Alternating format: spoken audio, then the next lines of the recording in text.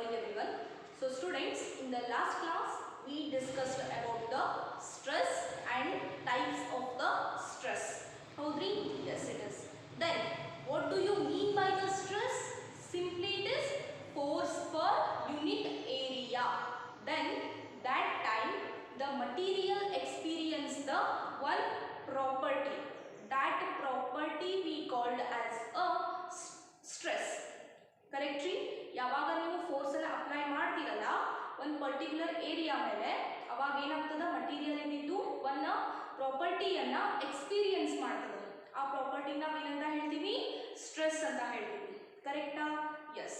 After that we discussed about the types of the stress. ಅದರಲ್ಲಿ first ಯಾವ್ದು?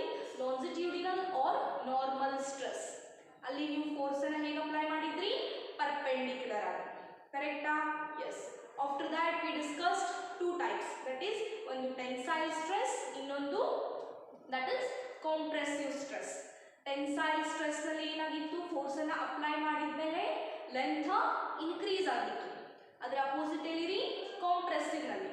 So compressive ನಲ್ಲಿ when we apply the force, the length will be decreases. Where? In the compressive stress. Correcta? Yes. After that we discussed the tangential stress. ಹೌದಾ? So ಅದರಲ್ಲಿ ಹೇಗೆ ಮಾಡಿದ್ರಿ ನೀವು force ಅನ್ನು apply? we apply the force parallel to the area of the body. ಕರೆಕ್ಟಾ? ಇದೇ diagram ಅನ್ನು explain ಮಾಡಿದ್ದೀರಿ. ಇದನ್ನ ಎಕ್ಸಾಂಪಲ್ ಕೊಟ್ಟು ಹೀಗಿರುತ್ತೆ. ನಾವು ಫೋರ್ಸ್ ಅನ್ನು ಈಗ ಅಪ್ಲೈ ಮಾಡಿದ ಮೇಲೆ ಏನಾಗುತ್ತೆ? ಅದ್ರ ಶೇಪ್ ಚೇಂಜ್ ಆಗುತ್ತೆ, ಆಬ್ಜೆಕ್ಟ್ ಅದು. ಸೊ ಅದನ್ನ ನಾವು ಏನಂತ ಹೇಳ್ತೀವಿ? That is tangential stress. Then after that we discussed hydraulic stress. Hydraulic stress ಅಂದ್ರೆ ಏನ್ರಿ?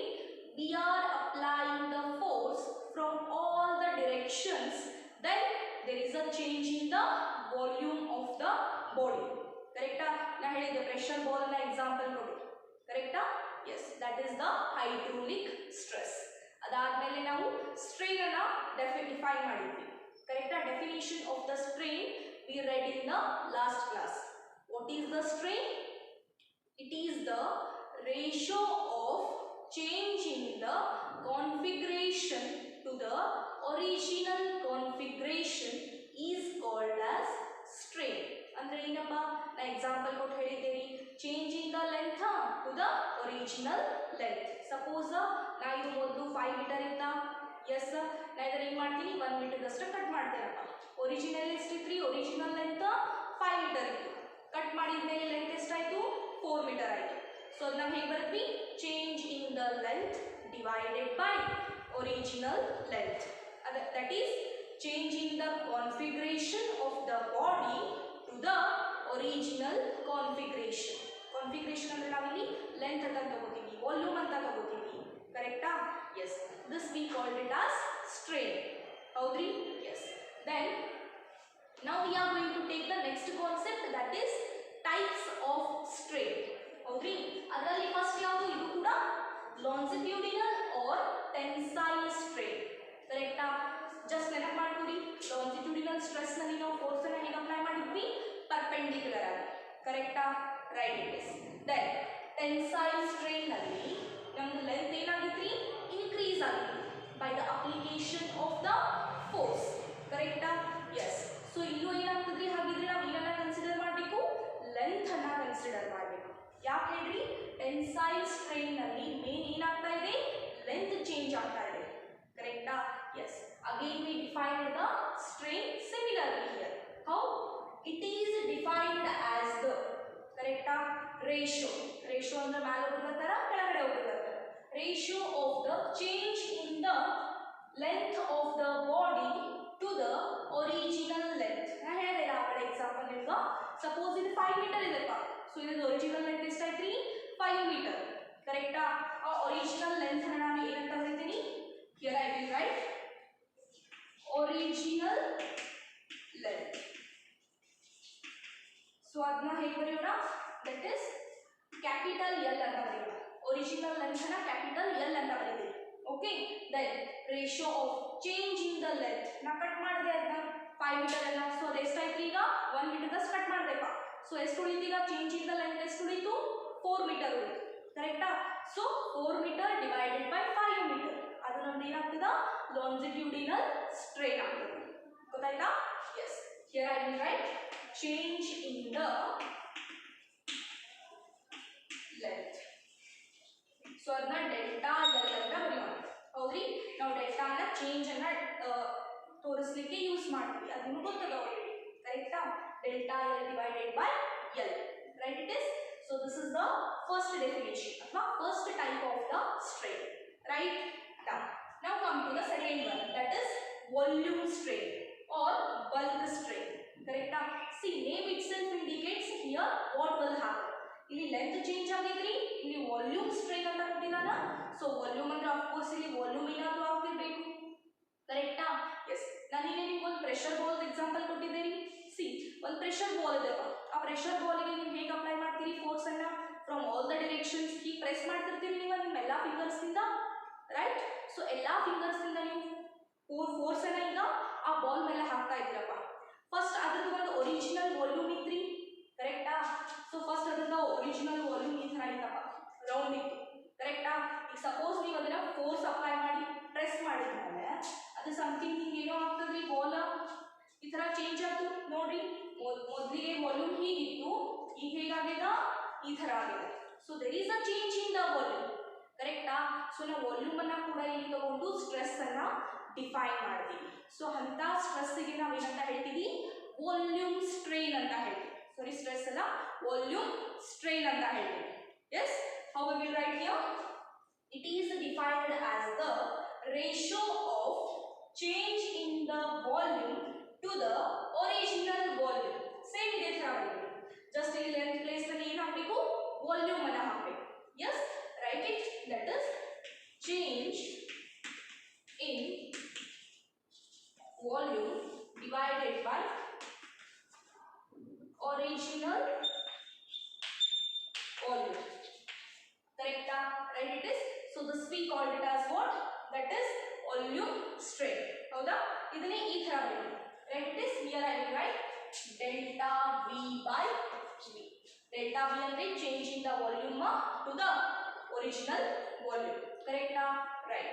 Now after that the third one, that is shearing strain. Easy ಇದೆ, ಏನು ಇಲ್ಲ ಇದು. ಕರೆಕ್ಟಾ? ಸೇಮ್ ನಾವು ಟ್ಯಾಂಜೆನ್ಷಿಯಲ್ ಸ್ಟ್ರೆಸ್ ಅನ್ನ ಕಲ್ತಿದ್ವಿ, ಅದೇ ತರ ಅದಕ್ಕೆ ಶೇರಿಂಗ್ ಸ್ಟ್ರೆಸ್ ಅಂತಾನು ಹೇಳ್ತಾರೆ. ಇದಕ್ಕೆ ಶೇರಿಂಗ್ ಸ್ಟ್ರೈನ್ ಅಂತಾರ, ಟ್ಯಾಂಜೆನ್ಷಿಯಲ್ ಸ್ಟ್ರೆಸ್ ಗೆ ಶೇರಿಂಗ್ ಸ್ಟ್ರೆಸ್ ಅಂತ ಕೂಡ ಹೇಳ್ತಾರೆ. ಕರೆಕ್ಟಾ? Yes. Now it is defined as the ratio of the relative displacement of one plane to its distance from the fixed plane. ಏನಪ್ಪ ಇದು ಹಾಗಿದ್ರ ಏನು ಅದರಿ? Just I will explain. See ಒಂದು ಏನದ ಡಸ್ಟರ್. ಕರೆಕ್ಟಾ? ಇದು ಒಂದು ಪ್ಲೇನ್, ಇದು ಒಂದು ಪ್ಲೇನ್ ಅದರಿ, ಇದು ಮೇಲಿಂದ ಒಂದು ಪ್ಲೇನ್ ಅದ, ಈ ಸೈಡ್ ಒಂದು ಪ್ಲೇನ್ ಅದ, ಈ ಸೈಡ್ ಒಂದು ಪ್ಲೇನ್ ಅದ. ಕರೆಕ್ಟಾ? ಎಸ್. ಸೊ ಈಗ ಇದನ್ನ ನಾನು ಫಿಕ್ಸ್ ಇಡ್ತೀನಿ ಪ್ಲೇನ್ ಅನ್ನ. ಕರೆಕ್ಟಾ? ಫಿಕ್ಸ್ ಇಡ್ತೀನಿ. ಮತ್ತೆ ಇದ್ರದ ಲೆಂತ್ ಎಷ್ಟದ? ಒರಿಜಿನಲ್ ಎಲ್ ಅದ. ಇಲ್ಲಿ ಬರ್ತೀನಿ, ಒರಿಜಿನಲ್ ಲೆಂತ್ ಎಷ್ಟದ? ಇದ್ರದ ಕ್ಯಾಪಿಟಲ್ ಎಲ್ ಅದ. ಕರೆಕ್ಟಾ? ಸಪೋಸ್ ಈಗ ನಾನು ಫೋರ್ಸ್ ಅನ್ನು ಅಪ್ಲೈ ಮಾಡ್ತೀನಿಪ್ಪ ಈ ಡೈರೆಕ್ಷನ್ ಇಂದ. ಕರೆಕ್ಟಾ? ಇದಂತೂ ಫಿಕ್ಸ್ ಅದ ರೀ, ಇದೇನು ಚೇಂಜ್ ಆಗ್ತಾ ಇಲ್ಲ. ಬಟ್ ನಾ ಈ ಇದೇನು ಪ್ಲೇನ್ ಅದಲ್ಲ, ಮೇಲಿನ ಪ್ಲೇನ್ಗೆ ಏನ್ ಮಾಡ್ತಾ ಇದ್ದೀನಿ? ಫೋರ್ಸ್ ಅನ್ನ ಅಪ್ಲೈ ಮಾಡ್ತಾ ಇದ್ದೀನಿ. ಕರೆಕ್ಟಾ? ಈ ಫೋರ್ಸ್ ಅನ್ನ ಅಪ್ಲೈ ಮಾಡಿದೆ ಅಂತಂದ್ರೆ ಈ ಫಿಕ್ಸ್ಡ್ ಪ್ಲೇನ್ ಅಂತೂ ಹಾಗೆ ಇರ್ತದ್ರಿ. ಬರೀ ಆಬ್ಜೆಕ್ಟ್ ಏನಾಗ್ತದೆ? ಈ ತರ ಬೆಂಡ್ ಆಗುತ್ತೆ. ಕರೆಕ್ಟಾ? ಮೊದಲಿಗೆ ಹೀಗಿತ್ತು, ಈಗ ಏನಾಯ್ತು? ಆಬ್ಜೆಕ್ಟ್ ಈ ತರ ಬೆಂಡ್ ಆಯ್ತಪ್ಪ. ಕರೆಕ್ಟಾ? ಈಗ ನೋಡ್ರಿ, ಇದು ಸ್ವಲ್ಪ ಚೇಂಜ್ ಆಯ್ತೇನೋ. ಕರೆಕ್ಟಾ? ಈಗ ನೋಡ್ರಿ, ಈ ತರ ಚೇಂಜ್ ಆಯ್ತೇನೋ ಆಬ್ಜೆಕ್ಟ್. ಕರೆಕ್ಟ್ ರೀ? ಎಸ್. ಸೊ ಈ ತರ ಆಬ್ಜೆಕ್ಟ್ ಚೇಂಜ್ ಆಯ್ತಂದ್ರ ಇಲ್ಲಿಂದ ಇಲ್ಲಿಗೆ ಇದ್ರದ್ದು ಲೆಂತ್ ಚೇಂಜ್ ಆಯ್ತ್ರಿ. ಕರೆಕ್ಟಾ? ಸೊ ಇದೇನಿರ್ತದಲ್ಲ, ಲೆಂತ್ ಎಷ್ಟು ಚೇಂಜ್ ಆಗಿದಲ್ಲ ಅದನ್ನ ನಾವೇನಂತ ಹೇಳ್ತೀವಿ? Change in the length by applying the force. ಹೌದಾ? ನಾನು ಫೋರ್ಸ್ ಅನ್ನ ಅಪ್ಲೈ ಮಾಡಿದೆ, ಆಬ್ಜೆಕ್ಟ್ ಮೊದಲಿಗೆ ಇಲ್ಲಿತ್ತು, ಈಗ ಎಲ್ಲಿ ಬಂತು? ಇಲ್ಲಿತ್ತು, ಈಗ ಇಲ್ಲಿ ಬಂತಮ್ಮ. ಕರೆಕ್ಟಾ? ಸೊ ಇದೇನಾಯ್ತ್ರಿ? ಡೆಲ್ಟಾ ಎಲ್ ಆಯ್ತು. ಚೇಂಜ್ ಇನ್ ದ ಲೆಂತ್ ಆಯ್ತು. ಒರಿಜಿನಲ್ ಲೆಂತ್ ಎಲ್ ಇತ್ತು, ಈಗ ಲೆಂತ್ ಏನಾಯ್ತು? ಡೆಲ್ಟಾ ಎಲ್ ಆಯ್ತು. ಕರೆಕ್ಟಾ? ಈಗ ಇಲ್ಲಿಂದ ಇಲ್ಲಿ ಬಂದದಂದ್ರ ಅಫ್ಕೋರ್ಸ್ ಮೊದಲಿಗೆ ಇಲ್ಲಿತ್ತು, ಈಗ ಇಲ್ಲಿ ಬಂದದಂತಂದ್ರ ಈಗ ಸಪೋಸ್ ಈಗ ಎರಡರ ನಡುವೆ ಒಂದು ಆಂಗಲ್ ಕ್ರಿಯೇಟ್ ಆಗಿರ್ತದ್ರಿ. ಎಸ್. ಆ ಆಂಗಲ್ ಅನ್ನ ಏನಂತ ಬರೀತೀನಿ? ಥೀಟಾ ಅಂತ ಬರೀತೀನಿ. ಕರೆಕ್ಟಾ? ಎಸ್. ಈಗ ನೋಡ್ರಿ, ಡೆಫಿನೇಷನ್ ತಿಳಿತದೇನಾ? That is it is the ratio of the, ಅಂದ್ರೆ ಇದು ರೇಷಿಯೋ ಅದ ರೀ. That is relative displacement of the one plane ಅಂದ್ರೆ ಈಗ ಇದು ಮೇಲಿನ ಪ್ಲೇನ್ ಏನಾಗಿದೆ ನೋಡಿ ಮೊದಲು ಇಲ್ಲಿತ್ತು ಈಗ ಅದ್ರ ಏನಾಗಿದೆ ಪ್ಲೇನ್ ಮೊದಲು ಇಲ್ಲಿತ್ತು ಈಗ ಇಲ್ಲಿ ಬಂದದ ಸೊ ಮೇಲಿನ ಪ್ಲೇನ್ ಏನಾದ್ರಿ ಡಿಸ್ಪ್ಲೇಸ್ ಆಯ್ತು ಚೇಂಜ್ ಆಯ್ತು ಅದರ position correct to its distance from the fixed plane ಅಂದ್ರೆ ಫಿಕ್ಸ್ಡ್ ಪ್ಲೇನ್ ಇಲ್ಲಿತ್ತು ಕರೆಕ್ಟಾ ವೈಟ್ ಚಾಕ್ಲೆಸ್ಲಿ ಬಂದಿದ್ದೀನಿ ಫಿಕ್ಸ್ಡ್ ಪ್ಲೇನ್ ಇಲ್ಲಿತ್ತು ಬಟ್ ಈಗ ಅದರ ಡಿಸ್ಪ್ಲೇಸ್ ಆಗಿ ಇಲ್ಲಿ ಬಂದಿದೆ ಎಸ್ ದಿಸ್ ರೇಷಿಯೋ ಅನ್ನು ನಾವು ಏನಂತ ಹೇಳ್ತೀವಿ ಶೇರಿಂಗ್ ಸ್ಟ್ರೇನ್ ಅಂತ ಹೇಳ್ತೀವಿ ಕರೆಕ್ಟಾ yes easier it is just see the diagram and the definition okay yes so ಇದನ್ನ ಹೇಗೆ ಡಿನೋಟ್ ಮಾಡ್ತಾರಪ್ಪ see if delta L is the displacement of one plane ಅಂದ್ರೆ ಮೊದಲದ ಒರಿಜಿನಲ್ ಲೆಂತ್ ಎಷ್ಟಿತ್ತು ಎಲ್ ಇತ್ತು ಕರೆಕ್ಟಾ ಈಗ ನಾವು ಫೋರ್ಸ್ ನ ಅಪ್ಲೈ ಮಾಡಿದ್ಮೇಲೆ ಹೀಗಾಯ್ತಲ್ಲ ಸೊ ಹೀಗಿದ್ದು ಹೀಗಾಯ್ತು ಈಗ ಬೆಂಡ್ ಆಯ್ತು ಸೊ ಬೆಂಡ್ ಆದ್ಮೇಲೆ ಅದ್ರದ್ದು ಏನಾದ್ರೂ ಲೆಂತ್ ಸ್ವಲ್ಪ ಮ್ಯಾಲಿನ ಪ್ಲೇನ್ ಈ ತರ ಇದೇನು ಮ್ಯಾಲಿನ ಪ್ಲೇನ್ ಈ ತರ ಅದು ಮ್ಯಾಲಿನ ಪ್ಲೇನ್ ಏನಾಯ್ತು ಚೇಂಜ್ ಆಯ್ತಪ್ಪ ಹೌದಾ ಅದಕ್ಕೆ ನಾವೇನಂತ ಹೇಳ್ತೀವಿ changing the length that is delta L delta L is the displacement of one plane ಮೊದಲು ಇಲ್ಲಿತ್ತು ಈಗ ಇಲ್ಲಾಗಿದೆ ಸೊ ಡಿಸ್ಪ್ಲೇಸ್ ಆಯ್ತ್ರಿ plane yes then to the relative to the fixed plane ಇಲ್ಲದ ಅದರದ ಲೆಂತ್ ಎಷ್ಟದ ಕ್ಯಾಪಿಟಲ್ ಎಲ್ ಅದ ಕರೆಕ್ಟಾ yes now we will write the sharing strain correctly sharing strain is equal to delta L changing the displacement of one plane to the fixed plane correctly yes ಇದನ್ನ delta L by L ಬರೆದ್ರು ಒಂದೇ is equal to tan theta ಅಂತಾನು ಬರೀತಾರೆ ಕರೆಕ್ಟಾ ಯಾಕ್ರಿ ಇಲ್ಲಿ ಎರಡರ middle ಏನು ಕ್ರಿಯೇಟ್ ಆಗಿದೆ ಈಗ ಥೀಟಾ ಕ್ರಿಯೇಟ್ ಆಗಿದೆ ಕರೆಕ್ಟಾ yes tan theta the definition ನಿಮಗೆ ಆಲ್ರೆಡಿ ಗೊತ್ತದರಿ ಏನದ opposite by adjacent ಅದ ಕರೆಕ್ಟಾ right so opposite by adjacent that we called it as tan theta ಹೌದ್ರಿ yes so ಅದನ್ನ ನಾವು ಏನು ಬರ್ತಿದೀವಿ tan theta ಅಂತ ಬರ್ತಿದೀವಿ right this is about the types of the strain ಗೊತ್ತಾಯ್ತಾ easier it is yes one more law we will take and we will finish the lecture today yes so the next we will take that is Hooke's law it is very important for your exam purpose that is it will carry the 2 marks ಹೌದ್ರಿ 2 marks ಗೆ ಇದನ್ನ ಕೇಳೇ ಕೇಳ್ತಾರೆ ಅಥವಾ 1 marks ಗೆ ಅದು ಇದರ definition ಅನ್ನು ಕೇಳ್ತಾರೆ okay yes what this is Hooke's law then see now one time already ಈಗ Hooke's law ನ ಯೂಸ್ ಮಾಡಿದೀವಿ ಕರೆಕ್ಟಾ ಅಲ್ಲಿ ನಾವು ಏನಂತ ಹೇಳಿದ್ವಿ the restoring force is directly proportional to the deforming force ಅಂತ ಹೌದಾ ಅಂದ್ರೆ ಫಾರ್ ಎಕ್ಸಾಂಪಲ್ ಸಿ ಈಗ ಒಂದು ನಿಮ್ದು ಏನದರಿ ಸ್ಪ್ರಿಂಗ್ ಕಾನ್ಸ್ಟೆಂಟ್ ಎಕ್ಸ್ಪೆರಿಮೆಂಟ್ ಅದ ಕರೆಕ್ಟಾ ಈ ಮ್ಯಾಲ್ ನೀವು ಹೋಲ್ಡ್ ಮಾಡಿದ್ದೀರಿ ರೈಟ್ ಈ ಸ್ಪ್ರಿಂಗ್ ಅನ್ನ ನೀವು ಏನು ಮಾಡ್ತೀರಾ ಲೋಡ್ ಹಾಕಿ ಕೆಳಗಡೆ ಜಗ್ತೀರಿ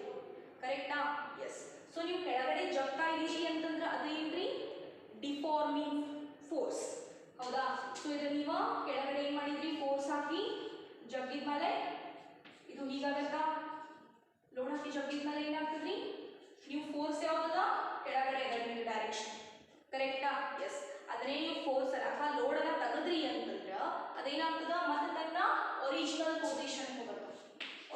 ಪೊಸಿಷನ್ ಹೋಗ್ತದ್ರಿ ಕರೆಕ್ಟಾ ಅದಕ್ಕೆ ನಾವೇನಂತ ಹೇಳ್ತೀವಿ ರೀಸ್ಟೋರಿಂಗ್ ಫೋರ್ಸ್ ಅಂತ ಹೇಳ್ತೀವಿ ಕರೆಕ್ಟಾ ಎಸ್ ಸಿ ಈಗ ನಾವು ಲೋಡ್ ಅನ್ನ ಹಾಕ್ತೀವಪ್ಪ ಓಕೆ ಸಿ ಲೋಡ್ ಅನ್ನ ನಾವು ಎಷ್ಟು ಹಾಕಿದ್ವಿ 50 100 ಅಪ್ ಟು 300 ಹಾಕಿದ್ವಿ ಅಪ್ ಟು 500 ಹಾಕೋದಪ್ಪ ಓಕೆ ಬಟ್ ಒಂದು ಪರ್ಟಿಕ್ಯುಲರ್ ಲಿಮಿಟ್ ಅನ್ನೋದಿರುತ್ತೆ ರೀ ಆ ಸ್ಪ್ರಿಂಗಿಗೆ ಕರೆಕ್ಟಾ ಸಪೋಸ್ ಈಗ ನಾವು ಜಾಸ್ತಿ ಅದನ್ನ ಫೋರ್ಸ್ ಹಾಕಿ ಹಾಗೆ ಕೆಳಗಡೆ ಜಗಿದೆ ಅಂತಂದ್ರೆ ಏನಾಗ್ತದ್ರಿ ಅಪ್ ಟು ಒಂದು ಪರ್ಟಿಕ್ಯುಲರ್ ಲಿಮಿಟ್ ತನಕ ಅದು ವರ್ಕ್ ಮಾಡತ್ತಪ್ಪ ಆ ಲಿಮಿಟ್ ಅನ್ನ ಕ್ರಾಸ್ ಮಾಡಿದ್ಮೇಲೆ ಏನಾಗ್ತದ್ರಿ ಪೂರಾ ಮ್ಯಾಲಿಂದು ಆಗಿ ಕೆಳಗಡೆ ಬೀಳತ್ತ ಕರೆಕ್ಟಾ ಎಸ್ ಅದಕ್ಕಾಗಿ ಇಲ್ಲಿ ಫಸ್ಟ್ ಏನಂತ ಹೇಳಿದಾಗ ಹುಕ್ಸ್ ಲಾ ಒಳಗ ವಿದಿನ್ ಇಲಾಸ್ಟಿಕ್ ಲಿಮಿಟ್ ಅಂದ್ರೆ ಇಲಾಸ್ಟಿಕ್ ಒಂದು ಲಿಮಿಟ್ ಇರ್ತದೆ ಆ ಲಿಮಿಟ್ ಮೇಲೆ ಅದು ಕೆಲಸ ಮಾಡಲ್ಲ ಹೌದಾ ಸಿ ನೀವು ಒಂದು ಇಲಾಸ್ಟಿಕ್ ರಬ್ಬರ್ನ ತಗೊಳ್ಳಪ್ಪ ಹೌದಾ ಅದನ್ನ ನೀವು ಸ್ಟ್ರೆಚ್ ಮಾಡ್ತಾ ಇರ್ತೀರಾ ಅದು ಕಾಂಪ್ರೆಸ್ ಆಗ್ತಾ ಇರುತ್ತೆ okay but within the limit it self ಹೌದ್ರಿ ಅದ ಲಿಮಿಟ್ಗಿಂತ ಜಾಸ್ತಿ ನೀವು ಅದನ್ನ ರಬ್ಬರನ್ನ ಸ್ಟ್ರೆಚ್ ಮಾಡಿದ್ರಿ ಅಂದ್ರೆ ಏನಾಗುತ್ತೆ ಕಟ್ ಆಗುತ್ತೆ ರೀ rubber yes this is the case here ಹೌದಾ ಸೊ ಏನು ಹೇಳ್ತಾರೆ ನೀವು Hooke's law statement important within the elastic limit so ಅದಕ್ಕೊಂದು ಪರ್ಟಿಕ್ಯುಲರ್ ಲಿಮಿಟ್ ಅದ ಹೌದಾ ಅಲ್ಲಿ ಏನಾಗ್ತದ the stress and strain are directly proportional to each other ಅಂದ್ರೆ ಏನ್ರಿ ಸ್ಟ್ರೆಸ್ ಮತ್ತೆ ಸ್ಟ್ರೈನ್ ಎರಡು ಏನವ ಇಲ್ಲಿ ಡೈರೆಕ್ಟ್ಲಿ ಪ್ರಪೋರ್ಷನಲ್ ಕರೆಕ್ಟಾ ಇಲ್ಲಿ ಬರ್ತಿದೀನಿ stress is directly proportional to the strain. ಕರೆಕ್ಟಾ? ಸ್ಟ್ರೆಸ್ ಅಂದ್ರೆ ಏನ್ರಿ? ಫೋರ್ಸ್ ಅಪ್ಲೈ ಮಾಡ್ತೀರಿ. ಕರೆಕ್ಟಾ? ಎಸ್. ಸ್ಟ್ರೈನ್ ಅಂದ್ರೆ ಏನು? Change in the length. ಹೌದ್ರಿ? ಇಲ್ಲಿ ನೋಡ್ರಿ, ನೀವು ಸ್ಪ್ರಿಂಗ್ ಕಾನ್ಸ್ಟೆಂಟ್ ಒಳಗ ನೀವು ಫೋರ್ಸ್ ಅನ್ನ ಅಪ್ಲೈ ಮಾಡ್ತಾ ಇದ್ದೀರಾ ಅಂದ್ರೆ ಅದು ಸ್ಟ್ರೆಸ್ ಆಯ್ತು. ಕರೆಕ್ಟಾ? ನೀವು ಫೋರ್ಸ್ ಅಪ್ಲೈ ಮಾಡಿದ್ಮೇಲೆ ಇದೇನಾಯ್ತು? ಸ್ಪ್ರಿಂಗ್ ಏನಾಯ್ತ್ರಿ? ಲೆಂತ್ ಜಾಸ್ತಿ ಆಯ್ತು. Strain. So stress is directly proportional to strain. ನೀವು ಜಾಸ್ತಿ ಫೋರ್ಸ್ ಹಾಕಿದ್ರಿ, ಜಾಸ್ತಿ ಲೆಂತ್ ಚೇಂಜ್ ಆಗ್ತದ. ಕಡಿಮೆ ಫೋರ್ಸ್ ಹಾಕಿದ್ರಿ, ಕಡಿಮೆ ಲೆಂತ್ ಚೇಂಜ್ ಆಗ್ತದ. ಕರೆಕ್ಟಾ? ಸೊ ಇದು ಜಾಸ್ತಿ ಆಯ್ತಂದ್ರ ಇದು ಜಾಸ್ತಿ ಆಗ್ತದ, ಇದು ಕಡಿಮೆ ಆಯ್ತಂದ್ರ ಇದು ಕಡಿಮೆ ಆಗ್ತದ. ಕರೆಕ್ಟಾ? ಸ್ಟ್ರೆಸ್ ನಲ್ಲಿ ಫೋರ್ಸ್ ಈಸ್ ಇಂಪಾರ್ಟೆಂಟ್. ಹೌದಾ? ಇಲ್ಲಿ ನೋಡಿ, ನೀವು ಲೋಡ್ ಅನ್ನ ಅಂದ್ರೆ ಏನ್ರಿ? ಫೋರ್ಸ್ ಹಾಕಿ ಕೆಳಗಡೆ ಜಗ್ತಾ ಇದ್ದೀರಿ. ಕರೆಕ್ಟಾ? ಸೊ ಫೋರ್ಸ್ ಹಾಕ್ತಾ ಇದೀವಿ ಅಂದ್ರೆ ಯಾರು ಬರ್ತಾರ? ಸ್ಟ್ರೆಸ್ ಬಂತು. ಕರೆಕ್ಟ್? ಎಸ್. ಸೊ ಈ ಕೆಳಗಡೆ ಬಂತಂದ್ರೆ ಏನಾಯ್ತು? Changing the length. Changing the length to the original length. ಯಾರು ಬರ್ತಾರ? ಸ್ಟ್ರೈನ್ ಬರ್ತದ್ರಿ. ಲಾಂಜಿಟ್ಯೂಡಿನಲ್ ಸ್ಟ್ರೈನ್ ಬರ್ತದ. ಕರೆಕ್ಟಾ? ಎಸ್. ಸೊ ನೀವು ಜಾಸ್ತಿ ಫೋರ್ಸ್ ಅನ್ನ ಹಾಕಿದ್ರಿ ಅಂದ್ರ ಜಾಸ್ತಿ ಲೆಂತ್ ಚೇಂಜ್ ಆಗ್ತದ. ಕಡಿಮೆ ಫೋರ್ಸ್ ಅನ್ನ ಹಾಕಿದ್ರಿ ಅಂದ್ರ ಕಡಿಮೆ ಲೆಂತ್ ಚೇಂಜ್ ಆಗುತ್ತೆ. ಕರೆಕ್ಟಾ? ಅದಕ್ಕೆ ಅವ ಏನು ಹೇಳ್ತಾನ? Within the elastic limit the stress is directly proportional to the strain. ಕರೆಕ್ಟಾ? Right it is okay. So ಈ ಪ್ರಪೋರ್ಷನಾಲಿಟಿ ಕಾನ್ಸ್ಟೆಂಟ್ ತೆಗಿಬೇಕಂದ್ರೆ ನಾವು ಏನು ಮಾಡಬೇಕು? ಈಕ್ವಲ್ ಟು ಬರೆದ ಒಂದು ಕಾನ್ಸ್ಟೆಂಟ್ ಅನ್ನ ಬರೀತೀವಿ. ಹೌದಾ? ಎಸ್. ಆ ಕಾನ್ಸ್ಟೆಂಟ್ ಗೆ ನಾವು ಏನಂತ ಹೇಳ್ತೀವಿ? ಕೆ ಅಂತ ಹೇಳ್ತೀವಿ. ಕರೆಕ್ಟ್ ರೀ? ಎಸ್. ನಾವು ಸ್ಪ್ರಿಂಗ್ ಕಾನ್ಸ್ಟೆಂಟ್ ಅನ್ನ ತೆಗೆದಿದ್ವಿ, ನೆನಪದರಿ? Yes. That only it is. ನಾ ಹೇಳಿದ್ದೆ ನನಗೆ ಲ್ಯಾಬ್ನಲ್ಲಿ ಮೆಕ್ಯಾನಿಕಲ್ ಪ್ರಾಪರ್ಟೀಸ್ ಆಫ್ ಸಾಲಿಡ್ಸ್ ಅನ್ನ ಹೇಳಬೇಕಾದ್ರೆ ಅದನ್ನ ಹೇಳ್ತೀವಿ ಅಂತ. Yes. This is that Hooke's law. Yes. ನಾ ಸೊ ಈಗ ಕೆ ಅಂದ್ರೆ ಏನ್ರಿ? ಇಲ್ಲಿ it is the modulus of elasticity. ಅಂದ್ರೆ ಇದ್ರದ್ದು ವ್ಯಾಲ್ಯೂ ಅನ್ನ ನಾವು ಎಷ್ಟು ಕಂಡುಹಿಡಿತೀವಲ್ಲ ಅದು ಅದರದ್ದು ಏನಾಗ್ತದ್ರಿ? ಇಲಾಸ್ಟಿಕ್ ಲಿಮಿಟ್ ಇರ್ತದೆ. ಕರೆಕ್ಟಾ? That is modulus of elasticity. ಅದ್ರ ಹೆಸರೇನ್ರಿ? Modulus of elasticity. ಇದನ್ನ ನಿಮ್ಗೆ 2 ಮಾರ್ಕ್ಸ್ ಈಗ ಕೇಳ್ತಾರೆ. Very important it is. Easy ಇದೆ. Within the elastic limit stress is directly proportional to the strain. ಕರೆಕ್ಟಾ? So stress is equal to K into strain. ಇಷ್ಟು ಬರದ್ರಿ ಅಂದ್ರೆ 2 ಮಾರ್ಕ್ಸ್ ನಿಮ್ ಪಾಕೆಟ್ ಬರುತ್ತೆ. Okay, in the next class we will take the next concept. So this is about the strain and types of the strain. Later we discussed Hooke's law. Okay.